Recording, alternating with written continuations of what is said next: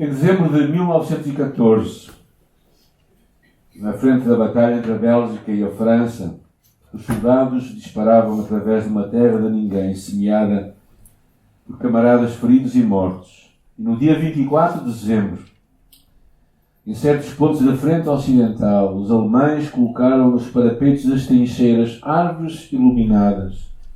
E os aliados juntaram-se a eles numa fé, numa paz improvisada.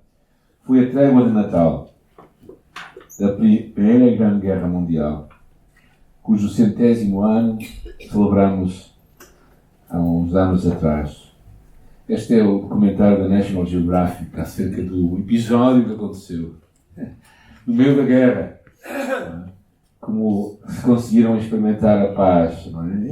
Ao iniciarmos o Advento, não é? A semana passada, que marca este momento de expectativa, de esperança, como o pastor Ismael falou, de que o homem pudesse viver o plano original que Deus tinha para nós, aquilo que Deus nos criou à sua imagem e semelhança, de governarmos e cuidarmos da criação do mundo.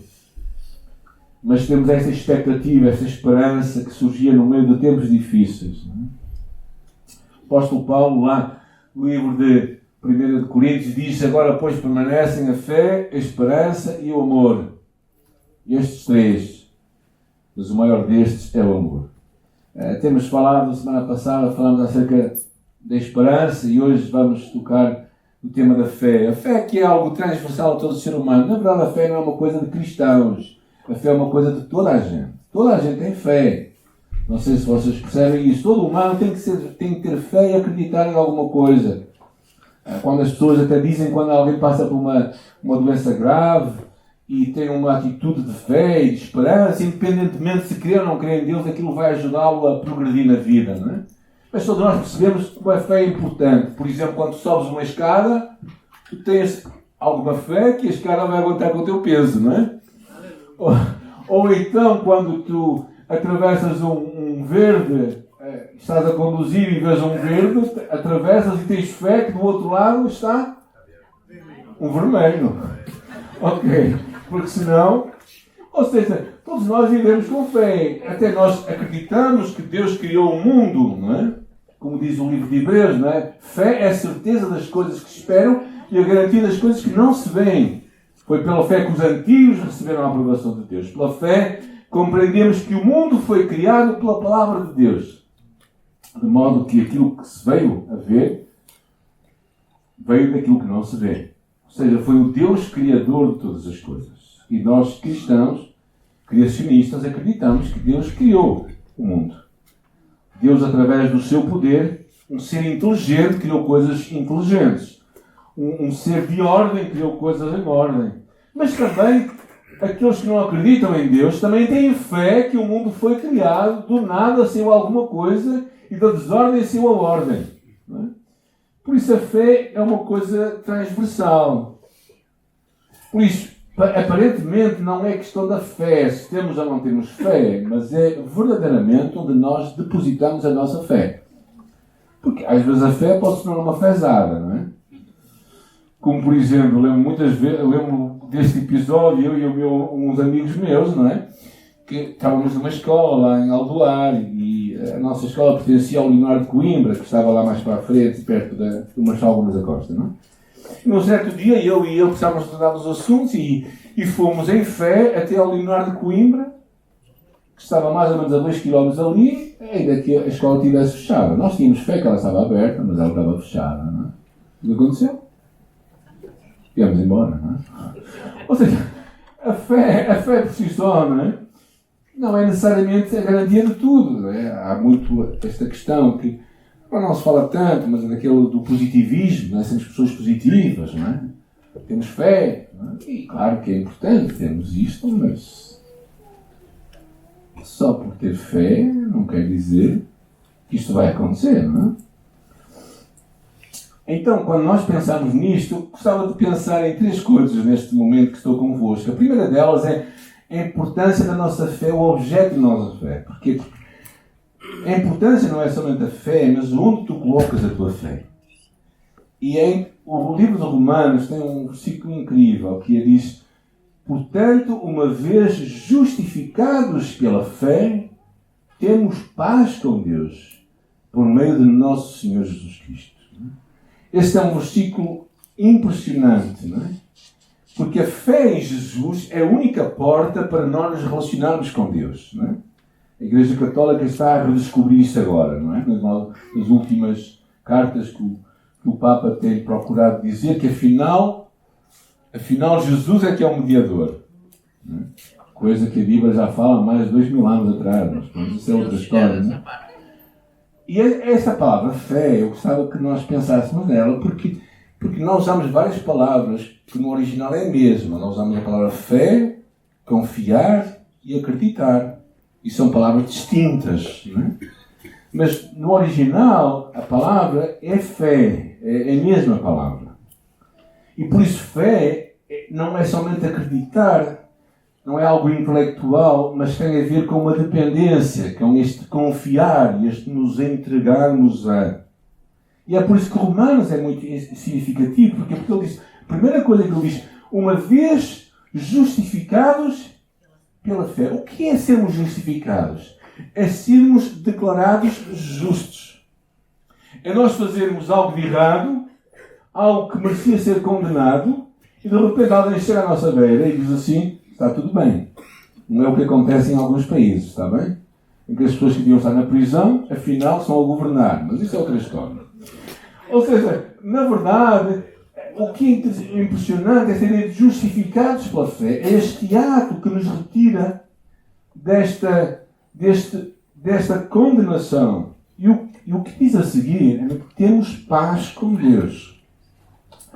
Isto é muito significativo, porque o que a Bíblia fala é que Deus não é estranho a nós. Ele é nosso inimigo. Há um momento de inimizade entre nós e Deus. Há um momento em que a culpa está sobre nós. E o que acontece é que por causa da fé, nós temos paz com Deus. Não é simplesmente o fim também de uma inimizade, mas é o início de uma amizade com Deus. Achei muito interessante este pensamento. Nesta paz há mais do que simplesmente um fim de inimizade.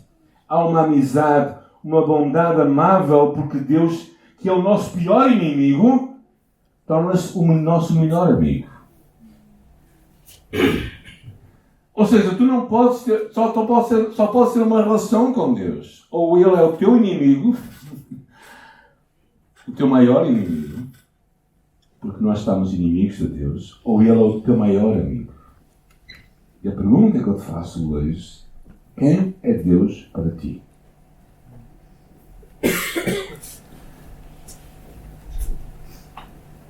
Abraão, justificado pela fé, foi chamado amigo de Deus.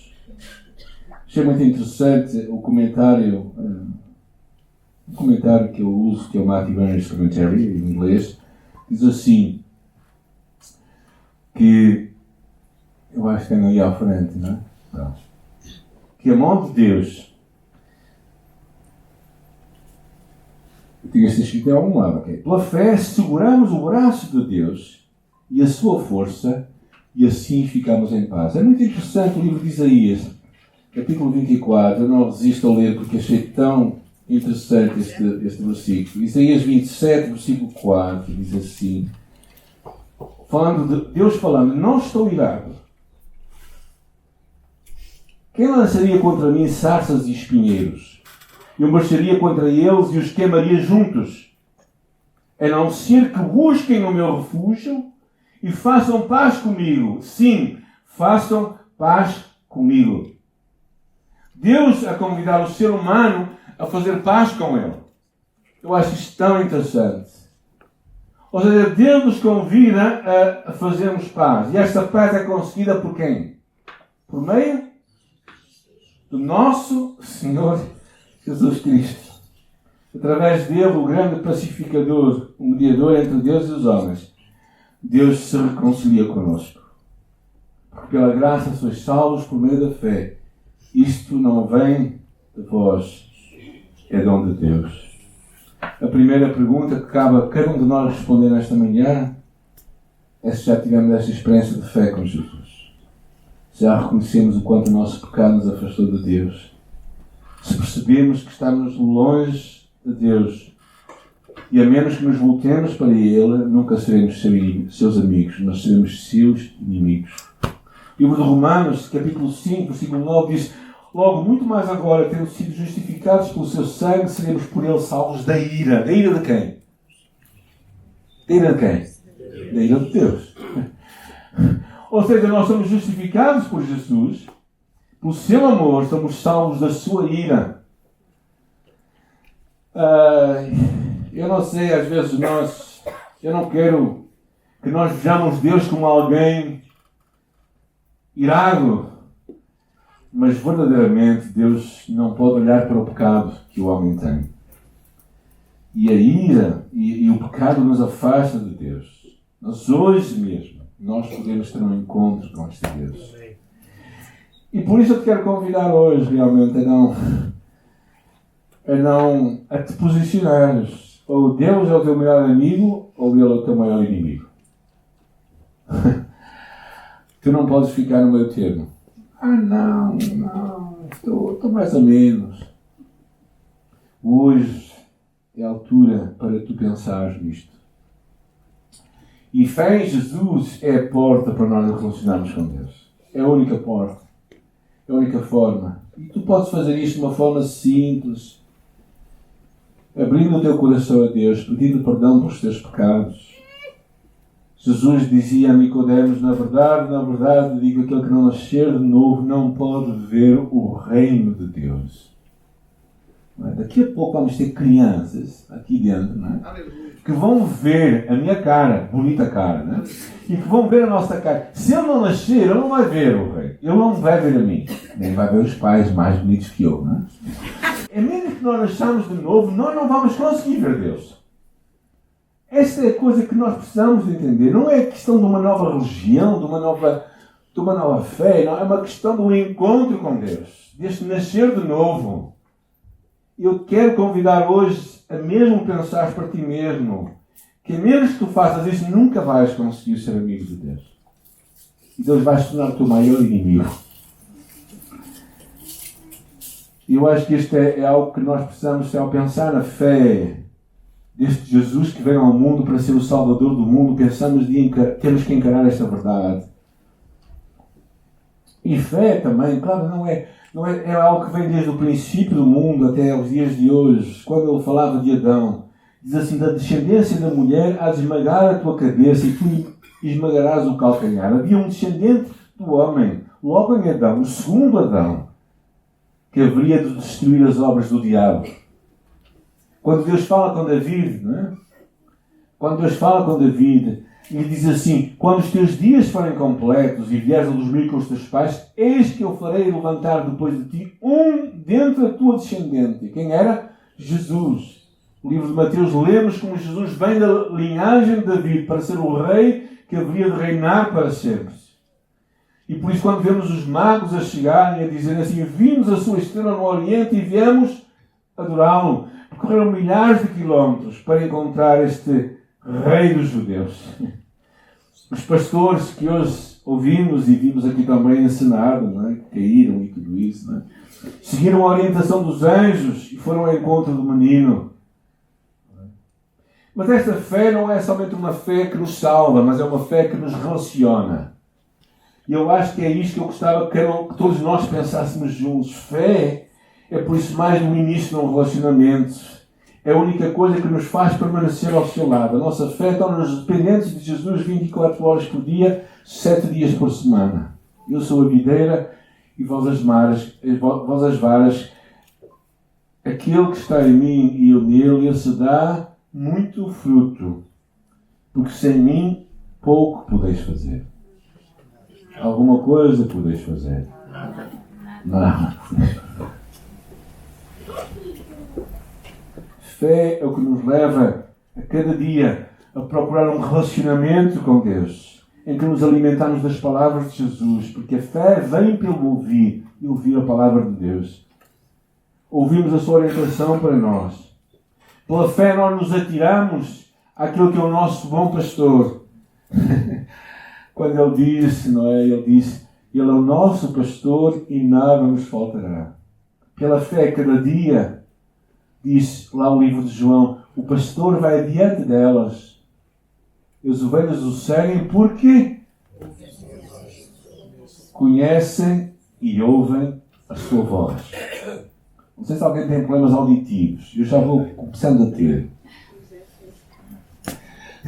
Mas ouvir a voz, não ouvir a voz de Deus é um problema muito maior. E nós precisamos de estar a ouvir este. A fé tem a ver com estamos em sintonia com Deus. Em sintonia com Deus. Em sintonia porque acreditamos e queremos nos pequenos momentos, nos encontros que precisamos ter com Deus. Porque a menos que nós encontremos a Deus a cada dia, Ele vai se tornar quase um desconhecido no fim de semana. E eu quero te encorajar nesta manhã a ver a fé não como algo somente que te levou até perto de Deus, mas algo que te mantém perto de Deus. E para que isso aconteça, tu tens que alimentar um relacionamento com Ele, a cada dia. A cada dia te relacionares com Ele. Como acontece com as pessoas que tu mais amas e com as pessoas com quem tu te relacionas mais de perto. Agora, outra coisa que eu creio que a fé nos faz é o facto de nos levar-nos a rendermos a Deus e à sua vontade. Eu acho que isto é muito interessante porque a história de Natal está repleta de histórias de rendição. Gostaria de ler esta passagem que pudessem pensar comigo, porque o que é mais interessante é vermos tanta gente que se entrega a Deus nesta altura de Natal. Estava a pensar em Isabel. Isabel que descobre que está grávida daquele que haveria de preparar o caminho do Messias, João Batista. O seu marido, Zacarias, sacerdote, quando ouviu falar acerca disto, ele não acreditou e por isso ficou mudo e não conseguia falar. E é interessante a história dele, porque percebemos que Zacarias tem que se entregar a Deus para que Deus faça nele uma obra. É interessante pensarmos em Simeão. Lucas capítulo 1, capítulo 2 está repleto de histórias destas. Simeão, o homem que aguardava a vinda do Consolador de Israel, e quando vê Jesus diz, despede em paz o teu servo. A história daquela mulher, Ana, que sendo ovelha não deixava de orar e jejuar porque acreditava que haveria de ver o Messias. Eu acho que não menos importante é José. Aquele homem que, ouvindo que Maria estava grávida, pensou deixá-la para não a deixar com má reputação, com má fama. E pensou deixá-la secretamente. Porquê? Porque eles não eram casados, eram noivos, e ela ficou grávida. E ele sabia que o menino não era dele, era do outro. E por isso pensou, não é? O que é que havia de fazer? Se ele ficasse com ela, ou ele assumia e mentia, ou ele a entregava. A má reputação e a má fama. E no meio de tudo isto, não é? O anjo lhe aparece e lhe diz que foi gerar nela foi do Espírito Santo, e dele nasceu Emanuel, Deus connosco. E José se entrega a isto. A mãe de Jesus, claro que tem central, é tão interessante. O anjo veio onde ela estava e lhe disse, alegra-te, agraciada, o Senhor está contigo. Mas ao ouvir estas palavras, ela ficou perturbada e começou a pensar que salvação seria essa. E o anjo lhe disse, não temas, Maria, porque encontraste graça diante de Deus. Ficarás grávida e darás à luz um filho, a quem darás o nome de Jesus. Ele será grande e será chamado Filho do Altíssimo. O Senhor Deus lhe dará o trono de David, seu pai. Ele reinará eternamente sobre a descendência de Jacó e o seu reino não terá fim. Agora você imagina uma adolescente ouvir isto, ok? Ela era adolescente. Ela ouvir aquilo pela primeira vez. Aquilo deve ter muitas voltas na cabeça dela, não é? E Maria perguntou, mas como é que isso pode acontecer se eu não tenho intimidade com ninguém? Agora aqui houve aqui um erro que eu fiz qualquer. Okay. O anjo respondeu, o Espírito Santo virá sobre ti e o poder do Altíssimo te cobrirá com a sua sombra. E por isso, aquele que nascerá de ti será santo, será chamado Filho de Deus. E também Isabel, tua parente, espera um filho, sendo já idosa. aquela que era chamada estéril, está de 6 meses, porque para Deus nada é impossível. E diante daquilo tudo, Maria disse: aqui está a serva do Senhor, cumpra-se em mim a tua palavra. A rendição de Maria no meio das notícias difíceis e surpreendentes é impressionante. Ela era uma adolescente, estava grávida. O seu nome poderia ser difamado, a sua fama questionada por amigos familiares que questionariam certamente o seu comportamento e, não menos importante, o seu próprio noivo. A rendição de Maria, a entrega de Maria, se dá sem ela ter conhecimento dos detalhes que estavam envolvidos no acontecimento. Ela não sabia como é que o nascimento de Jesus haveria de acontecer, até que iria acontecer longe da sua própria casa. Ela nunca imaginaria a fuga para o Egito.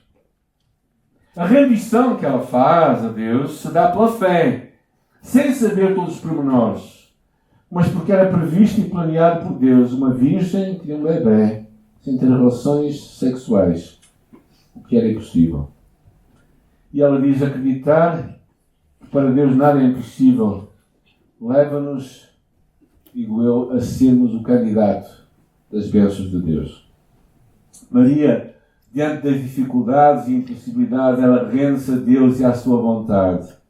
E ela diz uma coisa muito significativa, eu acho. Ela diz: eis aqui a serva. A palavra grega é o doulos, a escrava do Senhor. Cumpra-se em mim conforme a tua vontade. Só este versículo dava para ficarmos todo o dia a falar. Se vocês virem bem este versículo, esta disposição desta mulher diante de tão alto desafio, ela diz: está aqui. Eu só consigo imaginar. Se eu tivesse que visualizar, porque às vezes eu gosto de visualizar as coisas, né? Só posso ver lá assim: está aqui a serva do Senhor. Faça-se, enfim, conforme a tua vontade. Ela está plenamente entregue, disposta. Eu acho que as coisas demasiadamente difíceis começam a acontecer quando homens e mulheres se tornam servos de Deus. Quando lembrarmos Jesus no final da sua vida aqui na terra, diz: Pai, se é possível que passe este cálice, mas não faça o que eu quero, mas o que tu queres.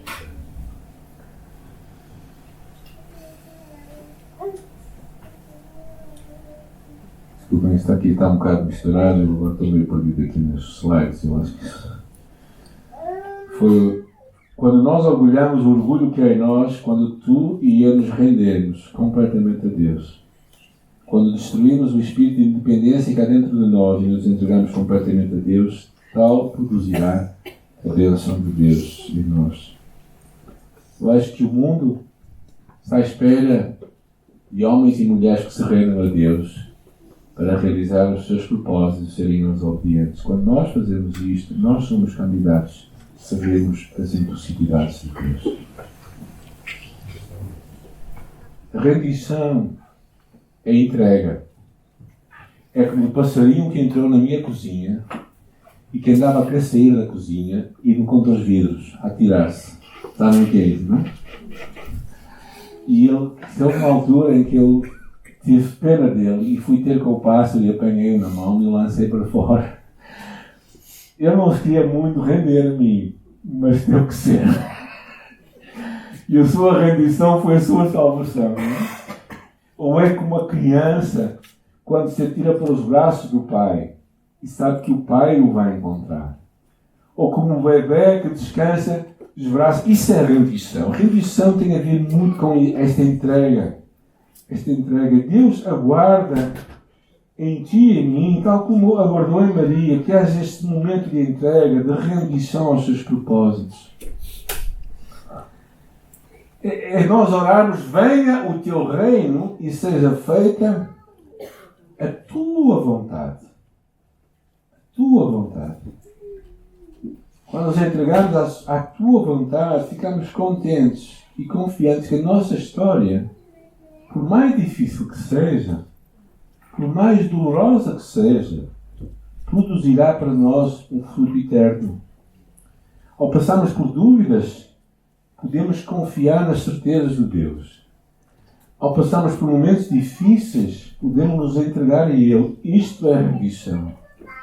E rendição é a história de Natal. É uma história repleta de gente que se rende aos propósitos de Deus e que se candidata a ser a bênção de Deus para o mundo,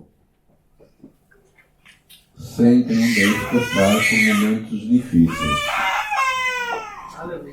Então, eu acho que é uma grande chamada de Deus para todos nós. Porquê? Porque todos nós temos dificuldades em nos render. Nenhum de nós gosta de ficar dependente. Alguém gosta de ficar dependente dos outros? Agora. Nenhum de nós gosta. E rendermos não é nós sermos obrigados a, é nós nos entregarmos a.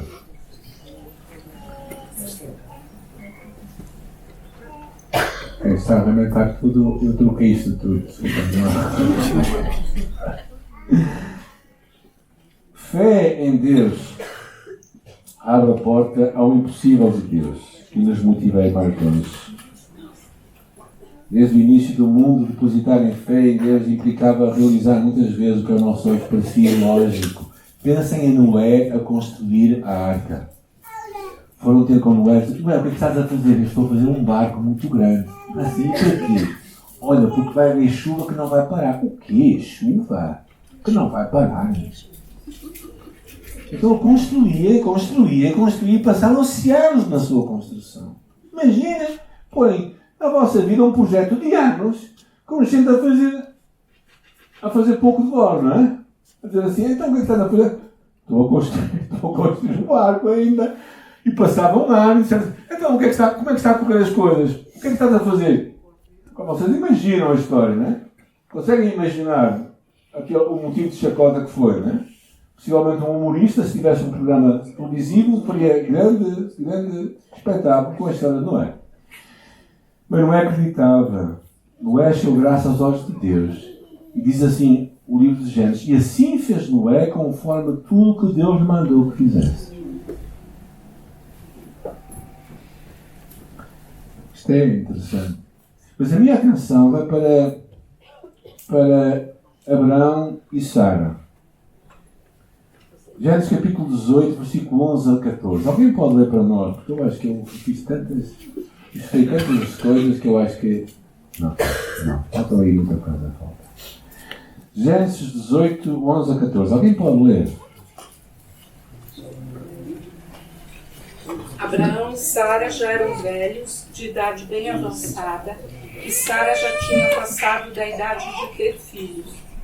Por isso riu consigo mesma quando pensou: depois de já estar velha e meu senhor já idoso, ainda terei esse prazer? Mas o Senhor disse a Abraão: porque Sara riu e disse: poderei realmente dar à luz agora que sou idosa? Existe alguma coisa impossível para o Senhor? Na primavera voltarei a você e Sara terá um filho. Diz que depois dos 40 anos é mais difícil ter filhos, não é? Agora, aos 89 é um pouco mais difícil. Certo? E Deus promete a Abraão e Sara que seu filho haveria de nascer contra todos os indicadores da natureza. E dada a Sara, a sua própria incredulidade, mesmo assim Deus lhe prometeu que o filho da promessa haveria de nascer. Tal foi a surpresa, não é? Que ela se riu na presença dos anjos e na presença de Deus. Mas perante tudo isto, é dito a ela: acaso haverá alguma coisa demasiadamente difícil para o Senhor? Achei muito interessante o comentário de um teólogo. Diz assim: riu. E eles riam porque só um louco poderia acreditar que uma mulher com um pé na cova pudesse ter outro na maternidade. E na verdade é isto que acontece com Sara. 9 meses depois, Isaac nasce. Porque para Deus nada há difícil. As impossibilidades de Deus, as impossibilidades nossas, são possibilidades de Deus. E a única coisa que eu acho que separa a que as coisas aconteçam tem muito a ver com o que tu e eu, como tu e eu, nos relacionamos com as promessas de Deus para nós. Quando o anjo anuncia a Maria também, é muito interessante, que descerá sobre ti o Espírito Santo e o poder do Altíssimo te cobrirá com a sua sombra. E por isso o santo que há de nascer de ti será chamado Filho de Deus. E eis que Isabel, tua prima, concebeu um filho na sua velhice. É este o 6º mês para aquela que era considerada estéril, porque para Deus nada é impossível. Acreditar que para Deus nada é impossível leva-nos a sermos candidatos e veículos da graça de Deus e a provisão de Deus para o mundo. Haverá alguma coisa demasiadamente impossível para Deus? Eu acho que Deus está à espera que tu e eu nos ousemos acreditar naquilo que é impossível, porque o Natal é uma história de impossibilidades. Não é uma coisa muito romântica, mas é uma coisa milagrosa, realmente. E nós precisamos de acreditar nisto. Sara viu Deus realizar o impossível. Maria viu Deus realizar o impossível. O que achas que Deus pode fazer de impossível para ti? A conversão de alguém? A transformação de uma vida? Encontro de pessoas para que possam ir à nossa cantata musical, ao nosso musical, e possam ser abençoadas e tocadas por Deus. Resposta às nossas orações que a Deus fazemos há muito tempo. Tudo isso é possível para Deus. E o que faz diferença é o que diz o livro de Hebreus. Deixem ver se pelo menos aqui está. Ok, está aí. Sem fé, ninguém pode agradar a Deus. Ponto final. Se tu não tens fé, não podes agradar a Deus. Se não crês, não podes agradar a Deus. Quem se aproxima de Deus deve acreditar que Ele existe e que recompensa os que o procuram. Deus quer te recompensar, a ti e a mim. E depois diz o livro de Hebreus 12, diz assim: tenhamos os olhos postos em Jesus. E eu acho tão interessante esse versículo, de quem a nossa fé depende inteiramente. A tua fé não depende de ti, a tua fé depende de Jesus. Temos uma fé no grande Deus. Não importa se ela é muito positiva, se é muito negativa, vamos tirar estas coisas. Importa ter fé em Jesus Cristo. E é nele que a nossa fé depende inteiramente. E nunca nos esqueçamos o que diz o final do capítulo 13. Diz que Jesus Cristo é o mesmo ontem, hoje e para sempre. E é por isso que podemos colocar a nossa fé nele. É por isso que podemos colocar nele, que é o único sobre o qual podemos colocar a nossa fé e saber que ele nunca vai falhar. Ele nunca faltou, ele nunca vai faltar. Ele nunca muda. E por isso eu quero te convidar neste dia a levantarmos os nossos olhos para a fé como a única forma de agradar a Deus. E Deus está desejoso de homens e de mulheres que se rendem a Ele, que se entregam a Ele, que deixam que este Deus que nos ama e que cuida de nós governe as nossas ansiedades, dúvidas, stresses, e acreditemos que se tivermos os nossos olhos postos em Jesus, que a nossa fé depende inteiramente, sem desviar o nosso olhar, poderemos, como Pedro aconteceu, não é? Andar sobre as águas, ver Deus a agir em nossa vida e acreditar que ter histórias para contar à outra próxima geração, aos nossos filhos, aos nossos netos, ter um legado para deixar de fé e de esperança para os que vêm depois de nós. Porque é isto que é importante, afinal, não é? O que tu deixas um carro novo, eles vão estragá-lo, o carro vai envelhecer. Se deixas dinheiro, também se gasta. Mas uma fé autêntica, um amor por Deus, isso não se gasta, gente. Este reproduz-se. E é isso que eu quero encorajar neste dia a fazer, não é? Ao pensarmos em fé, nós precisamos ser a geração que vai mudar, que vai continuar a influenciar as próximas gerações. Nós não podemos deixar de acreditar nisto, nós não podemos deixar a fé para alguns que estão lá, que nós achamos em lugares de avivamento, que está acontecendo na América, se calhar agora, ou que está acontecendo em outros lugares.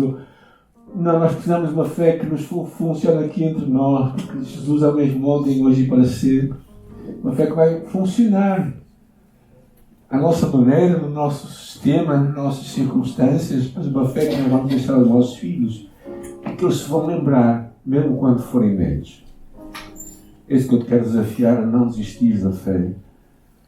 Mas para isto passa por uma entrega. Uma entrega que significa uma rendição. E não te esqueças que tudo começa naquele primeiro versículo, em Romanos capítulo 5, versículo 1, que diz que justificados, pois, mediante a fé, temos paz com Deus por nosso Senhor Jesus Cristo. A menos que entres nesta relação com Deus, nunca vais experimentar esta entrega a Deus. Mas eu te quero encorajar a isto. Porquê? Porque é a única forma de nós conseguirmos vivermos vidas que vão tocar as outras e que vão influenciar as próximas gerações. Esta é a minha oração por ti e por mim, nos dias em que vivemos, não é? Com tantos ruídos à nossa volta, tantos problemas de falta de casas, de empregos difíceis, de guerras que estão a acontecer à nossa volta, de tantas notícias más. A única forma de tu e eu conseguirmos ultrapassar é esta entrega a Deus, esta entrega a Jesus, e querermos, como aquela mulher que estava com um pé na cova e outro pé na maternidade. Ela se riu, né? Talvez às vezes tu e eu também nos vamos rir. Eu acho que Deus até suporta alguns risos, mas mantenhamos a esperança de que Deus está a realizar, através de nós, uma história que vai tocar outras vidas e outras gerações. Este que vale a pena, gente. E eu quero, nesta hora, que nós fiquemos em silêncio na presença de Deus e talvez tu mesmo coloques diante de Deus as tuas ansiedades, os teus pedidos a Deus. E diante do que nós falamos, porque para Deus nada é impossível, tu lhe digas o que está no teu coração. Vamos ficar em pé, podemos ficar em pé, em silêncio, ouvindo Deus falar connosco, abrindo o nosso coração para Deus, abrindo a nossa alma para Deus. E fazendo as nossas orações chegar diante dele. Nesta hora, Senhor, chegamos diante de Ti, depois de todas estas histórias que Tu nos deixas como lembretes, Deus. Como disse o livro de Hebreus, capítulo 12, estando rodeados de tantos testemunhos. Nós, Senhor, olhamos finalmente para Jesus, o autor e consumador da nossa fé.